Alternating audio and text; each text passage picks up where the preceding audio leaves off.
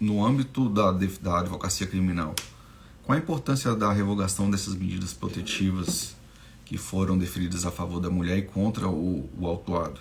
Perceba que, se houver medida protetiva em vigor, em caso de descumprimento, isso enseja a prática de crime e também seja em decreto de prisão preventiva.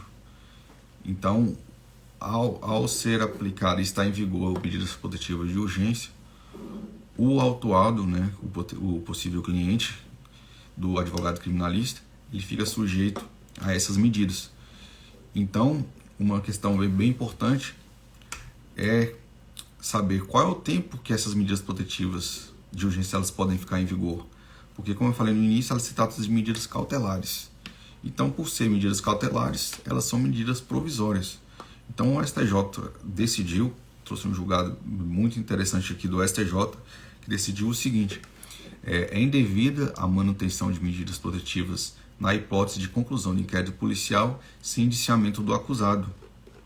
Eu vou deixar aqui também é o RHC, recurso em habeas corpus 159.303 do Rio Grande do Sul. A decisão foi a seguinte: essa corte possui entendimento segundo o qual as medidas de urgências protetivas da mulher, do patrimônio, da relação familiar, elas somente podem ser estendidas por seu caráter de cautelaridade vigente de imediato, mas apenas enquanto necessária ao processo e aos seus fins.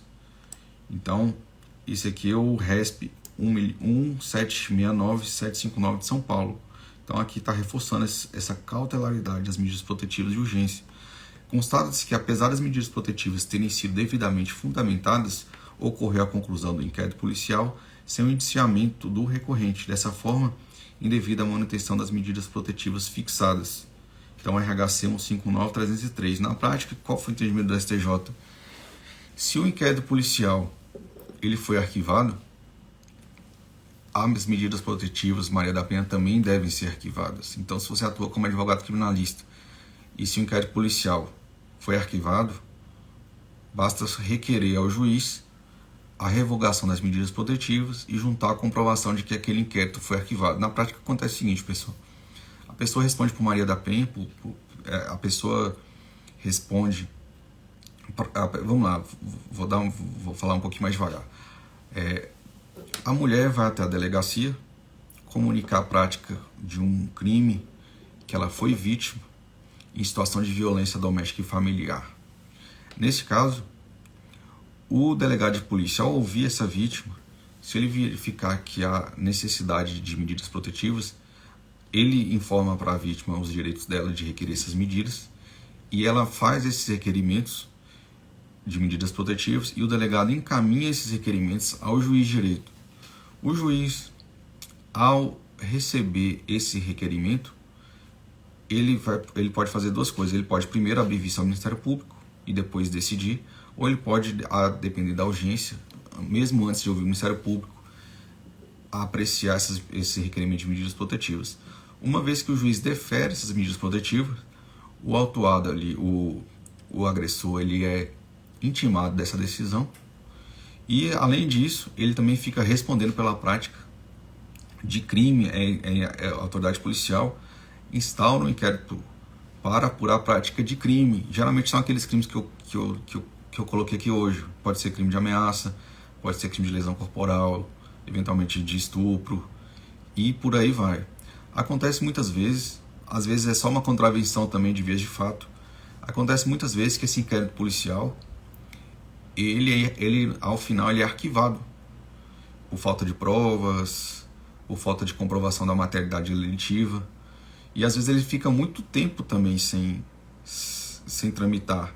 E aquela medida protetiva que o juiz fixou fica em vigor. E o autuado ali, ele fica sujeito à prática de crime se descumprir e fica sujeito até a prisão em caso de descumprimento.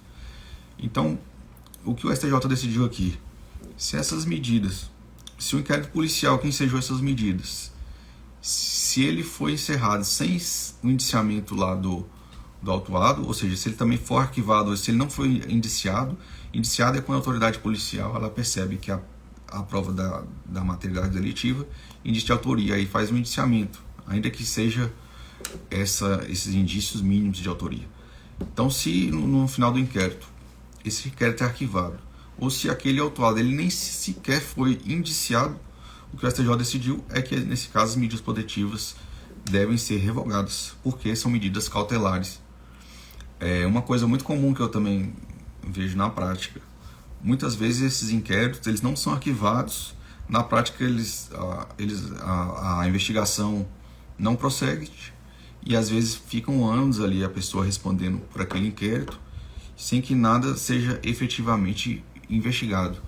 Então, nesses casos, o que eu utilizo, isso é um entendimento meu, e há jurisprudência também nesse sentido, de que, passado o prazo de 6 meses, sem que haja a conclusão do inquérito, ou que esteja verificado ali que aquele inquérito está sendo realmente produzidas provas ali de investigação, há a revogação dessas medidas protetivas em razão dessa cautelaridade.